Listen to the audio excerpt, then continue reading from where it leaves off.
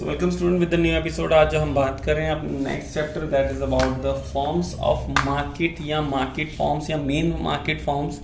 तो हम आज जो नेक्स्ट चैप्टर की बात करें lesson number 11 that is about the forms of market.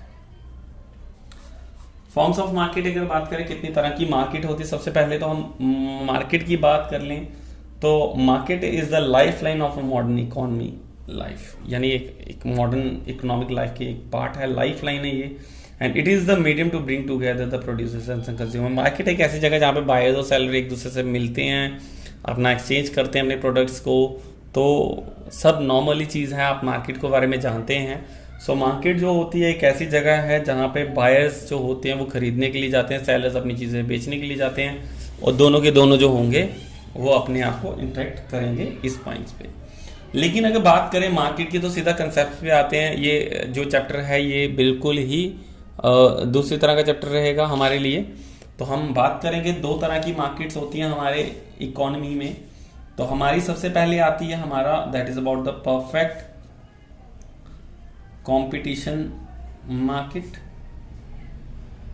And second one is the imperfect competition market.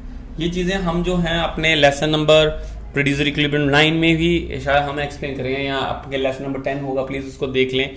तो मैं लेसन्स के साथ साथ अपना नाम भी बोलता हूँ, that is about the producer equilibrium. एक दफ़ा उसकी वीडियोस को ज़रूर देखें आप, उसमें भी मैंने एक्सप्लेन किया गया कि कितनी तरह की मार्केट होगी, परफेक्ट कॉम्पिटिशन और इम्परफेक्ट कॉम्पिटिशन मार्केट, दोनों तरह की मार्केट्स होती हैं। परफेक्ट कॉम्पिटिशन में फ़र्क क्या और इम्परफेक्ट कॉम्पिटिशन में फ़र्क क्या रहने वाला, डायग्रामेटिकली हमने इसको एक्सप्लेन किया, पूरी डिटेल में समझाया।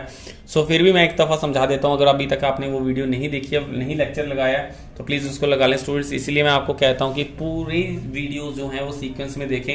अगर आपको लगता है कि मैं ये वाली स्किप कर दूंगा और मैं नेक्स्ट लेक्चर कल अटेंड कर लूँगा तो कोई भी फायदा नहीं होने वाला। तो ये सारी चीज़ें हमें पीछे से आ रही है, और जो माइक्रो इकोनॉमिक्स अच्छे से नहीं पढ़ेगा उसको नेक्स्ट ईयर या इसी ईयर जो मैक्रो इकोनॉमिक्स है वो समझ नहीं आएगी, क्योंकि उसमें माइक्रो इकोनॉमिक्स के कंसेप्ट बहुत सारे रहने वाले हैं। सो मेरी होप यही है कि पेपर्स को ना देखें, स्कोरिंग को ना देखें, आप सिंपली देखें कि मेरे कंसेप्ट क्लियर हैं या नहीं। तो अब बात करें सिंपली फॉर्म्स ऑफ मार्केट की। तो फॉर्म्स ऑफ मार्केट में हम बात करें दो तरह की मार्केट्स होती है, एक होती है परफेक्ट कॉम्पिटिशन, एक होती है इम्परफेक्ट कॉम्पिटिशन। और परफेक्ट कॉम्पिटिशन के बाद अगर हम बात करें तो इसके इम्परफेक्ट में भी हमारे जो हैं वो तीन तरह की मार्केट्स आएंगी। सबसे पहले आएगी हमारी monopoly, second one is monopolistic and third one is oligopoly. So हम इस चैप्टर में सिर्फ 4 ही क्वेश्चंस को करने वाले हैं। Explain the features of perfect competition market, explain the features of monopoly, explain the feature of monopolistic, explain the feature of oligopoly. Please आप इसकी रेजोल्यूशन भी बढ़ा सकते हैं, इसकी क्वालिटी इंप्रूव कर सकते हैं, उसमें आपको कोई भी दिक्कत नहीं आने वाली। सो नॉर्मली अगर बात करें इम्परफेक्ट और परफेक्ट के बीच में डिफरेंस को, तो perfect competition market refer to the market situation in which there are the large number of buyers and seller of the homogeneous product. एक जैसे प्रोडक्ट्स होते हैं और उनमें क्या होता है कि मतलब कि एक बिल्कुल अच्छे से नॉलेज होती है, एक परफेक्ट नॉलेज होती है बिटवीन बायर्स एंड सेलर्स को। याद रखना परफेक्ट कंपटीशन है तो perfect knowledge about its price and its quantity and its quality. इन तीन चीजों के बारे में बायर्स को भी, बेचने वाले को भी पता है, खरीदने वाले को पता है कि इसका क्या रेट रहेगा, इसका क्या कितनी चीज मिलेगी और कितनी। एग्जाम्पल के तौर पे आप समझ लें कि मोबाइल रिचार्ज की शॉप, तो आप रिचार्ज 399 का करवाएंगे तो आपको पता है कि ये रिचार्ज में क्या मिलेगा, कितना मिलेगा, कैसा मिलेगा, 4G 2G 3G, क्वालिटी क्या रहेगी, quantity 1 GB per day, 1.5 GB per day, या प्राइस कितना रहेगा, ये कोई भी आपको एक्सक्यूज देने की बात नहीं रहेगी। और इस फर्म को हम क्या कहते हैं, a firm is just a price taker and can not influence the price of the commodity. ये सिर्फ प्राइस टेकर होता है, ये सिर्फ प्राइस ले सकता है, इसमें प्राइस में कोई भी फ्लक्चुएट्स नहीं होगी। सो बहुत सारी डेफिनेशंस इसमें दी हुई है, डेटसन्स DS वॉटसन्स ने भी इसमें डेफिनेशन दी थी कि परफेक्ट कॉम्पिटिशन क्या होता है। That in the perfect competition the number of firm is the large, their products are homogeneous in the additions the firm have perfect knowledge of the market and resources are perfectly mobile। तो normally ये बड़ी easy सी चीज़ है, आप इसको definition को लिख सकते हैं, आप ना भी लिखें चलेगा। इंट्रोडक्शन पार्ट में आप सिंपली, आपकी पूरी बुक में आराम से लिखा हुआ है, आपने सिर्फ बुक को स्टडी करना है, आप कहीं भी और इसको ना देखें। तो नॉर्मली अगर बात करें large numbers of buyers and sellers, सबसे पहला फीचर्स इसका आता है that is about the large number of buyers and sellers. Please एक दफा बुक खोले, बुक में सारे पॉइंट्स हैं, मैं बोल भी रहा हूँ, इसमें कुछ भी एक्सप्लेन नहीं हो रहा, सिर्फ समझाने वाली बात है, आप समझते जाएं धीरे धीरे तो आपको समझ आ जाएगा। सबसे पहला large numbers of buyers and sellers, तो आप ये समझ लें इसमें बहुत सारे लोग जो होते हैं, बेचने वाले भी होते हैं और खरीदने वाले भी होते हैं। बायर जो खरीद रहे हैं, सेलर्स जो बेच रहे हैं। ऐसी एयरटेल, जियो, वोडाफोन, हच, ये बहुत सारी कंपनीज ऐसी थी, हच तो नहीं है, वोडाफोन वी हो गया अब। तो बहुत सारी ऐसी कंपनीज है जो बेचने चाहती हैं प्रोडक्ट, बहुत सारे ऐसे लोग हैं जो खरीदना चाहते हैं। तो large numbers of buyers and sellers जो होते हैं वो परफेक्ट कंपटीशन में रहते हैं। फीचर्स, बात करें फीचर्स की, क्या क्या होता है परफेक्ट में, वो उसकी बात करेंगे। Second one is a homogeneous product. अब होमोजीनियस का बात करें तो होमोजीनियस मतलब एक जैसा प्रोडक्ट। अब देखिए, अगर जियो वाले अगर अपनी फेसबुक आईडी खोलते हैं, व्हाट्सएप खोलते हैं, या वही बच्चा अगर सिम वोडाफोन की डाल लें, या वही बंदा अगर एयरटेल की डालें, वही बंदा BSNL की डाल ले, तो नेचुरली जो आपका व्हाट्सएप मैसेज है वो वैसे ही रहेगा, फेसबुक वैसी रहेगी, इंस्टाग्राम वैसी रहेगी। तो आपके प्रोडक्ट बिल्कुल होमोजीनियस एक जैसे रहते हैं। तो यही अच्छी बात है that the all firms sells identical products, सबके प्रोडक्ट्स आइडेंटिकल होते हैं। And this means that the good producers of each sell process identically, physical characteristics are in uniform even in colour, shape and its quality. तो सब कुछ same होता है, colour वलर सब कुछ सेम रहेगा, कलर चेंज नहीं होता, कुछ चेंज नहीं होता, सिंपली दोनों के दोनों चीजें हाँ कंपनीज होगी वो होमोजेनियस प्रोडक्ट सेल करेगी। इसके बाद आती है परफेक्ट नॉलेज। तो आपको ये भी चीज मैंने बता दी कि इसमें परफेक्ट नॉलेज होती है between the buyers and sellers, उनकी प्राइस को लेके, क्वांटिटी को लेके और क्वालिटी को लेके। तो इसमें कोई दो तरफी राय नहीं है कि सर जो परफेक्ट कंपटीशन मार्केट होती है उसमें क्या होती है, हमें परफेक्ट नॉलेज रहती है। इसके बाद आती है free entry and exit, free entry and exit of new firm. अब ये न्यू फर्म की अगर बात करें, जैसे जियो एक नई फर्म थी तो वो इजीली एंटर कर गई और उन्होंने अपना प्रोडक्ट लॉन्च कर दिया, और जैसे एयरसेल, रिलायंस बाहर हो गई, तो कोई भी फर्म इसमें एंट्री कर सकती है और कोई भी फर्म एग्जिट कर सकती है। परफेक्ट कंपटीशन मार्केट एक ऐसी मार्केट जहां पे कोई भी फर्म एंट्री और एग्जिट उसको फ्री रहेगी। Then after perfect mobility, perfect mobility की बात करें तो सपोज कीजिए अभी हमारे कठुआ में MTNL नहीं है, क्या नहीं है, MTNL नहीं है। तो अगर कल MTNL दिल्ली या मुंबई से शिफ्ट होकर जम्मू कश्मीर में आ जाए तो नेचुरली जो सर्विसेज वो वहां दे रही थी एग्जैक्टली वैसी ही यहाँ पे हो जाएगी, ऐसा कुछ भी नहीं होगा जो उसमें चेंजेस देखने को मिलेगा। तो हम यही कहते हैं कि ऐसा कोई चेंजेस इश्यूज नहीं आता, इनकी परफेक्ट मोबिलिटी होती है, जैसी चीज जो बाहर होगी वैसी ही प्रोडक्ट हमें यहाँ पे मिलेगा। हम ये नहीं कहें दिल्ली वाला अलग था, या कोको कोला की बात करें, दिल्ली में कोक पिया था तो बड़ा अच्छा टेस्ट था, जम्मू में कोक में मजा नहीं आ रहा, सेम टेस्ट रहता है। That is the case of perfect mobility. इसमें आता है लैक ऑफ ट्रांसपोर्टेशन कॉस्ट या नो ट्रांसपोर्टेशन कॉस्ट। इसमें ट्रांसपोर्ट कॉस्ट नहीं इंक्लूड की जाती, यानी कोको कोला आप दिल्ली में पिए, मुंबई में पिए, श्रीनगर में पिए, यहाँ पिए, वहां पिए, उसमें कॉस्ट जो होगी ट्रांसपोर्ट की वो नहीं इंक्लूडेड होती। यानी कि अगर एक सपोज कीजिए एक फर्म के बाहर से आप कोको कोला लेंगे और अब अपने घर 80 किलोमीटर दूर से फैक्ट्री से लेंगे तो दोनों के रेट सेम रहेंगे। ऐसा नहीं होगा 80 किलोमीटर से लेके आए हैं तो भैया इसका रेट ज्यादा हो जाएगा, ऐसा ट्रांसपोर्टेशन कॉस्ट इसमें ऐड नहीं की जाती।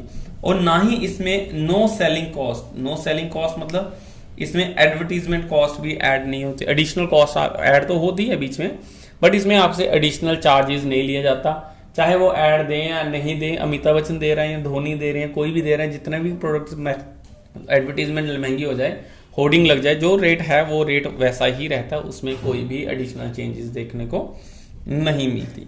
सो ऑलमोस्ट 7 फीचर्स हैं, लॉन्ग में भी आता है explain the features of perfect competition market. तो आप ये 7 फीचर्स आप इजीली लिख सकते हैं, सारे के सारे जो हैं इसमें मेंशंस किया गया। आप अपनी बुक को देखें तो वहां पे भी ये चीज मेंशंस की गई होगी। तो आई होप ये आपको समझ आ गया होगा कि इसमें क्या होता है परफेक्ट कंपटीशन मार्केट में, जहां पे बायर्स और सेलर्स को परफेक्ट नॉलेज रहती है। अब बात करते हैं इम्परफेक्ट नॉलेज। यहाँ पे इम्परफेक्ट कंपटीशन मार्केट वो मार्केट जहाँ पे कि प्रोड्यूसर्स को और सेलर्स को और बायर्स को परफेक्ट नॉलेज नहीं होती। एग्जाम्पल के तौर पे अपने गुलाब जामुन को ले लीजिए, राजू की बर्फी ले, गुलाब जामुन नहीं लेते हैं, गुलाब जामुन आप पहलवान के लेंगे, आप बाहर से लेंगे, बीकानेर के लेंगे या बीकानो के लेंगे या कहीं और से लेंगे, तो नेचुरली बड़े अलग अलग हर जगह से टेस्ट अलग अलग आएगा। बट ये चीज कोक के मैटर में नहीं होता। कोक आप अपने पड़ोसी की दुकान से लें, फैक्ट्री से लें, एजेंसी से लें, इजी डे से लें, उनके टेस्ट सेम रहते हैं। तो इसमें होता है कि भैया परफेक्ट नॉलेज नहीं है, गुलाब जामुन में क्या डाला है, क्या ज़्यादा डाला है, क्या कम डाला है, और कितने रेट ज़्यादा पे वो कम कर देते हैं, तो ऐसा चीज़। तो अगर हम बात करें मोनोपोली की, तो मोनो मीन्स होता है, mono means single, where the poly means seller, जहाँ पे सिंगल सेलर, बेचने वाला सिर्फ एक है। लेट इट बी रेलवे की बात करें यहाँ पे हम। अब रेलवे की बात करें इनपरफेक्ट कॉम्पिटिशन में, सबसे पहली बात आती है मोनोपोली की। तो monopoly means a market condition in which there is a single producer of the commodity with no close substitute. इसका कोई सब्स्टिट्यूट नहीं होता है अवेलेबल, क्योंकि अकेला बेचने वाला सब्स्टिट्यूट अवेलेबल हो तो ये अकेला रहेगा, वो दो हो जाएंगे। तो हम कहते हैं there is a single seller of the commodity with the no close substitute. The whole market is under his control and there is a single producing unit called firm or industry. For example, railways. तो example इसकी railway है, तो railway आप देख लें तो Indian railway, ये इसके अलावा रिलायंस, अंबानी, जियो की कोई अलग अलग रेलवे नहीं है। अब बात करें इसके फीचर्स की, तो सबसे पहला जो इसका फीचर आता है, there is a single seller. क्या है? Single seller and large number of buyers. अब भैया रेलवे को देख लो, एक ही रेल है इंडियन रेलवे की, सिंगल रेल है गवर्नमेंट की, और वही चलती है, और उसके बाद सारे के सारे जिसने जाना है और ट्रेन में उसी में जाएगा, चाहे रेट ज़्यादा हो या कम हो, आपके पास कोई ऑप्शन नहीं है। तो हम सबसे पहले कहते हैं that is under monopoly there is a single producer of the seller of the product but there is a large number of buyer of the product. So क्योंकि ये मोनोपोली है तो इसमें सिंगल सेलर ही रहेगा, तो इसीलिए ये चीज़ रहती है।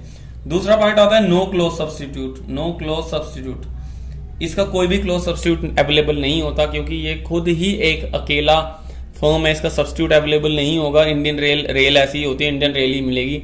आप ये नहीं है कि एयर इंडिया है तो आप सोचते हैं स्पाइस जेट में चले जाते हैं, विस्तारा में चले जाते हैं, या किसी इंडिगो में, या किंगफिशर एयरलाइंस, ऐसा कुछ नहीं होता।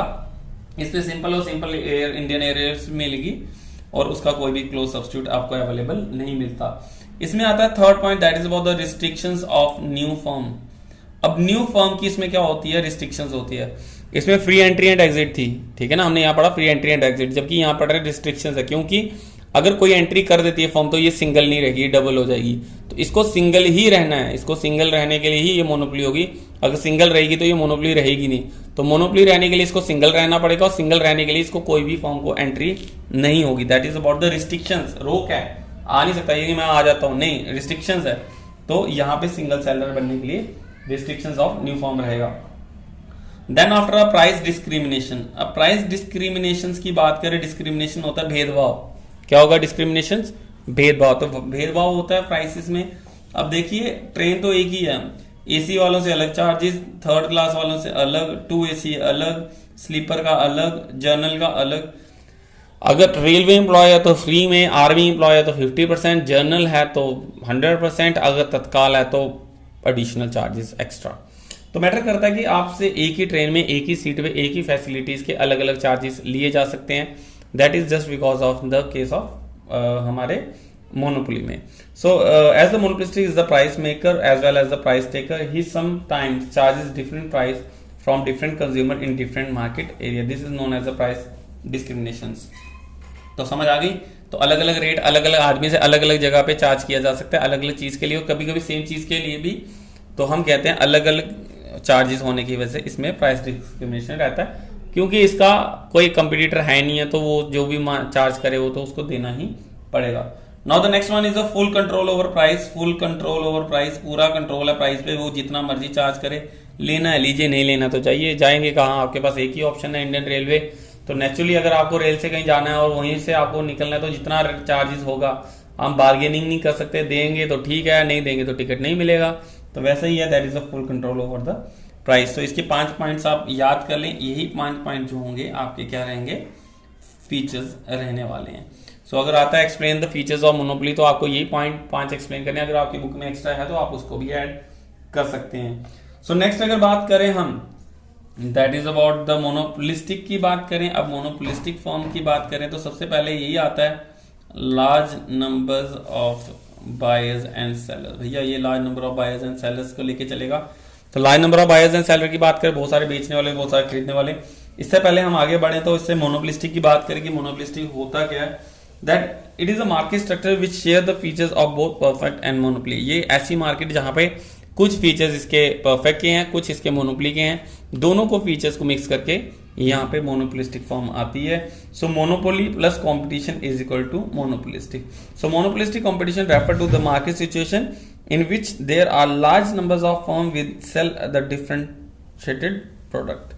तो बहुत सारे ऐसे होते हैं जो प्रोडक्ट तो सेम ही होंगे, मतलब सेम है, होमोजीनियस टाइप ही होंगे, लेकिन उनकी अपनी यूनिक आइडेंटिटी होगी। लाइक एग्जांपल यहाँ पे ले रहा हूँ मैं सोप का, लक्स ले लें, रेक्सोना ले लें, डव ले लें। डव जो है ये खुश्की हटाता है, या शैम्पूज ले लें, ये बालों को स्मूथ करता है, ये डैंड्रफ हटाता है, ये स्मूथनिंग कर देता है, ये शाइनिंग ले आता है, ये ऐसा करता है, ये वैसा करता है। करता तो सारे एक ही काम है, यानी कि वो आइडेंटिकली होमोजीनियस हैं।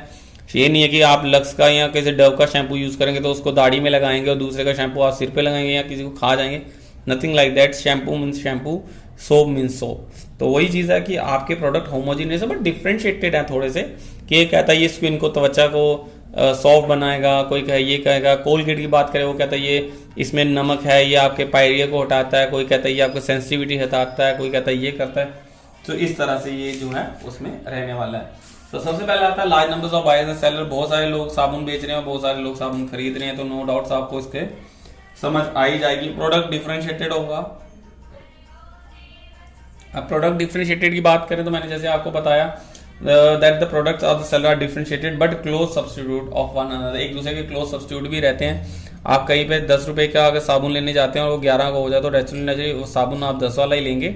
तो वैसा ही सिचुएशन है कि साबुन एक ही काम करेगा। आप जो भी सोप लें वो प्रोडक्ट डिफरेंशिएटेड होगा, यानी वो अलग अलग हो लेकिन काम उनका एक ही होगा। Then after freedom of entry and exit, इसमें फ्रीडम ऑफ एंट्री है और एग्जिट भी है। कोई भी कंपनी कल नया साबुन ला सकती है, कोई भी नई कंपनी कल जा सकती है। इसमें हम बिल्कुल फ्री हैं, इसमें कोई रिस्ट्रिक्शंस नहीं है, कोई भी चीज़ें इसमें नहीं आएंगी। Fourth one is the price policy. इसकी जो प्राइस पॉलिसी होती है वो डिपेंड करती है दूसरी फर्म से। आप देखें, आप कभी मार्केट में जाके बोलें 10 रुपए वाला साबुन दे, तो वो 10 वैरायटीज निकाल देगा, क्योंकि एक दूसरे के प्राइस जो पॉलिसीज होती है वो दूसरे को लेके चलती है। कि ये जो होती है ना तो प्राइस टेकर होती है ना ही प्राइस मेकर होती है, ये कुछ नहीं करती, ये दूसरी कंपनीज को लेके ही चलेगी। तो इसमें प्राइस टेकर और प्राइस मेकर का ये थोड़ा सा कंसेप्ट आ जाता है। Fifth one is about the selling cost. देखिए हमने ना इसमें बात की सेलिंग कॉस्ट की, ना इसमें बात की। इसमें सेलिंग कॉस्ट ऐड हो जाती है। सेलिंग कॉस्ट का मतलब होता है जो चीज़ आप बेच रहे हैं, बना रहे हैं, उसको बेचने के लिए जैसे एडवर्टीजमेंट होती है, होर्डिंग लगती है, कुछ भी चीज़ होगा आपको उसका एडिशनल चार्ज। अगर सपोज कीजिए कि कोई भी एडवर्टीजमेंट कोई अच्छा मॉडल नहीं दे रहा था, कोई हीरो या सेलिब्रिटीज नहीं दे रहा था, उसके प्रोडक्ट के रेट जो होंगे वो डाउन होंगे। बट लेकिन भी अमिताभ बच्चन कल कहता नहीं मैं 100 करोड़ लूंगा इसके एडवर्टीजमेंट करने के लिए, तो नेचुरली वो 100 करोड़ जो होगा वो उसी की सोप की जो प्राइस पे जो होगा वो एडिशनल चार्ज कर दिया जाएगा, यानी आपको वही चीज़ जो होगी वो थोड़ी सी देखने को मिल जाएगी। इसमें आता है next point is the lack of perfect knowledge. Perfect knowledge जो होती है, पीके मीन्स परफेक्ट नॉलेज। तो इसमें नॉलेज नहीं होती हमें, तो हमें नहीं पता वो साबुन क्या करने वाला है, क्रीम क्या करने वाली, इसमें क्या डाला गया क्या नहीं डाला गया, कैसी बनी है, कौन सी इंडस्ट्री में क्या क्या केमिकल्स हैं, हमें बिल्कुल नॉलेज नहीं होती। ये ऑर्गेनिक है या नॉन ऑर्गेनिक है, तो हमें इसकी चीज़ के बारे में बिल्कुल पता नहीं होता। तो हम इसीलिए कहते हैं इसमें हमें परफेक्ट नॉलेज नहीं है। 7 बात करें नॉन प्राइस कॉम्पिटिशन। ये एक नया कंसेप्ट है non price competition. Non price competition आता है कि रेट का कॉम्पिटिशन है। 10 रुपए का आपका ए है, 10 रुपए का बी है, लक्स भी 10 का और एक्सोना भी 10 का। बट उसके साथ जो नॉन प्राइस कॉम्पिटिशन होता है कि प्राइस का कॉम्पिटिशन, प्राइस के अलावा कॉम्पिटिशन है। जैसे ये साबुन लें उसके साथ आपको शैम्पू फ्री, तो बंदा कहता है चल नहाने के लिए साबुन ले रहा हूँ तो ये भी इसमें शैम्पू भी फ्री है, चलो अच्छी बात है ये भी ले लें। कोलगेट लें इसके साथ ब्रश फ्री, सोच रहे ब्रश ले लेते हैं, ये लेते हैं कोलगेट, इसके साथ ब्रश भी मिलेगा, उसके साथ तो कुछ नहीं मिल रहा।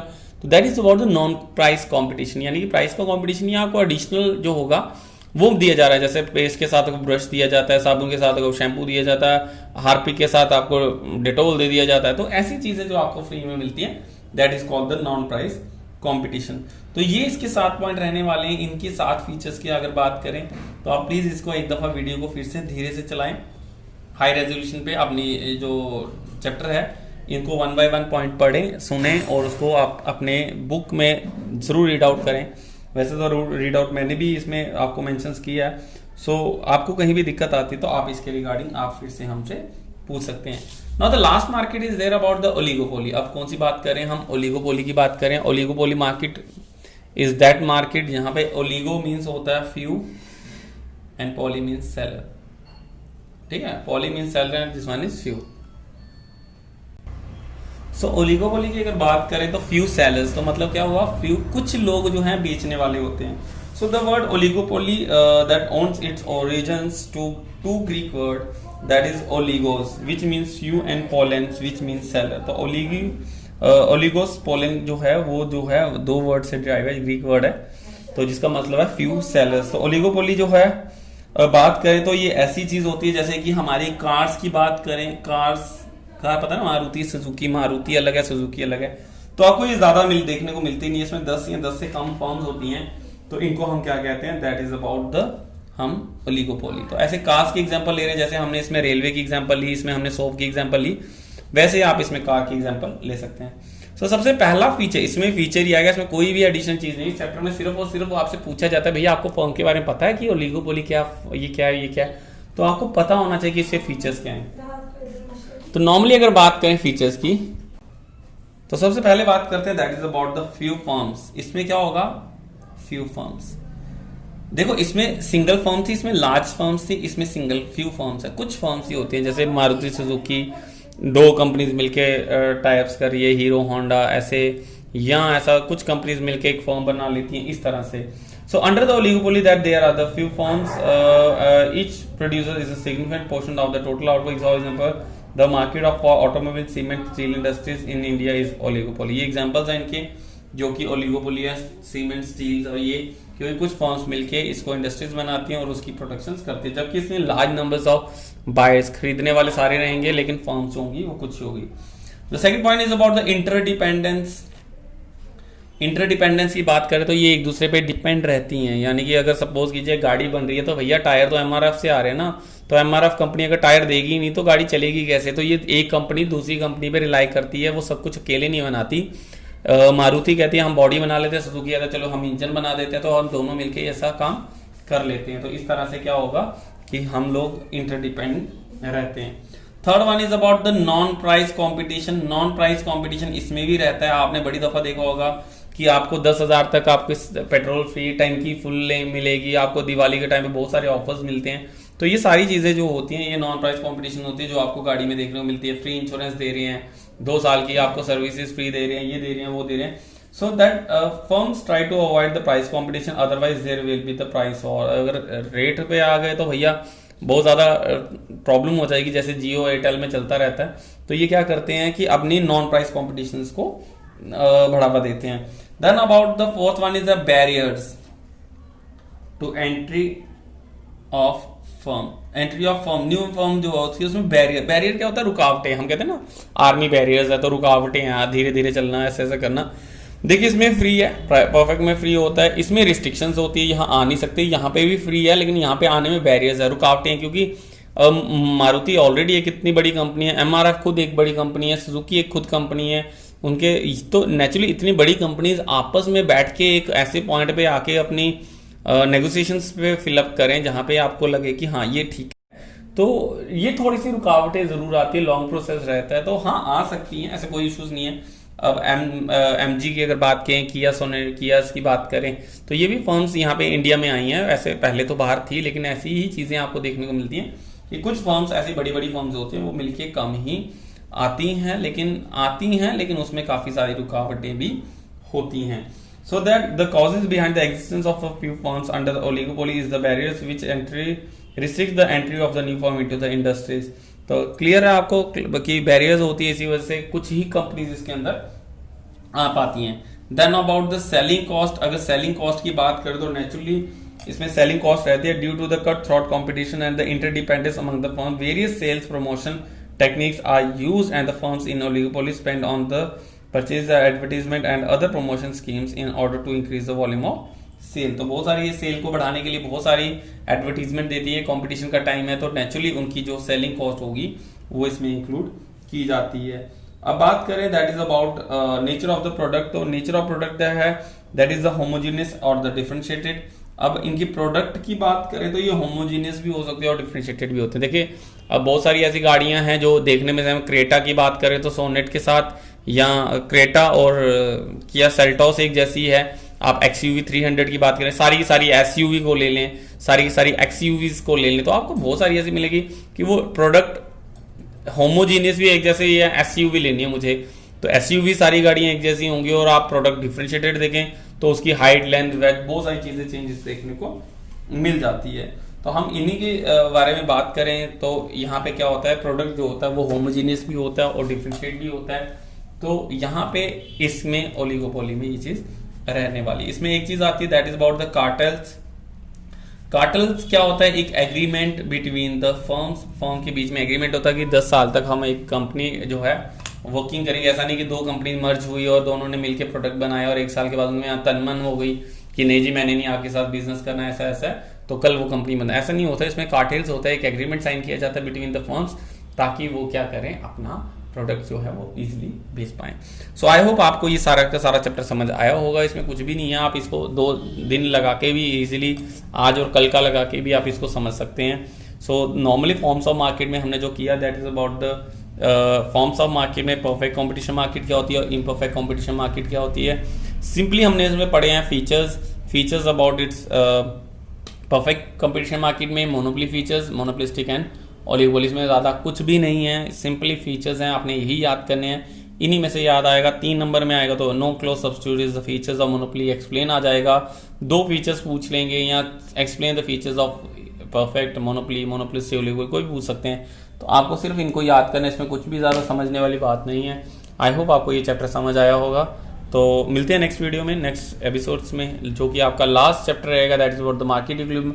बट उसको पढ़ने से पहले प्लीज़ आप एक दफ़ा ज़रूर ये करें, नेक्स्ट एपिसोड को देखने से पहले अपने चेंज इन डिमांड और चेंज इन सप्लाई जो डायग्राम्स हमने की थी उन दोनों डायग्राम्स को एक दफ़ा आप प्लीज़ और प्लीज़ ज़रूर स्टडी कर लें, तो ही आपको जो है वो नेक्स्ट चैप्टर समझ आएगा।